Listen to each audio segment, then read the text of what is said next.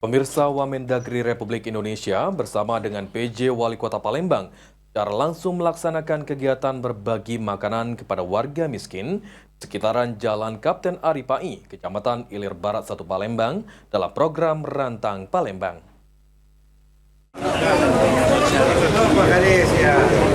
Wamendagri Republik Indonesia Bima Arya Sugiarto bersama dengan PJ Wali Kota Palembang CK Virgowansyah secara langsung melaksanakan kegiatan berbagi makanan kepada warga miskin di sekitaran Jalan Kapten Ari Pai, Kecamatan Ilir Barat 1 Palembang dalam program Rantang Palembang pada Senin 13 Januari 2025.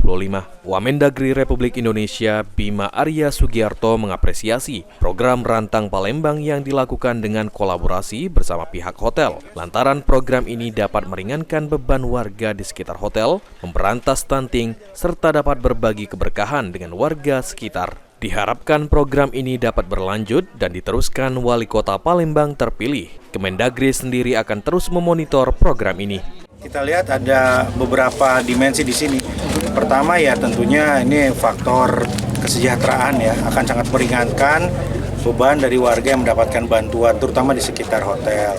Yang kedua kesehatan ya, kita bayangkan kalau memang kemudian program ini juga bisa sinergi untuk pemberantasan stunting ya, ada kandungan asupan gizinya kan pasti bisa berdampak pada kesehatan.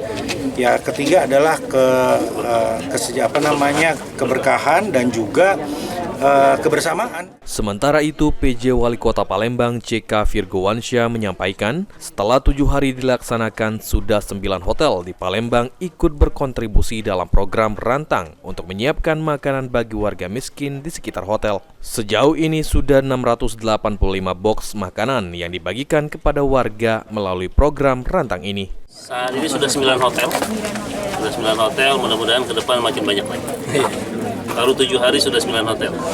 Sudah terdistribusi berapa? 685 box. Target kita mungkin ada?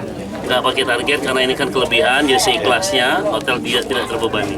Sebanyak-banyaknya. Sandi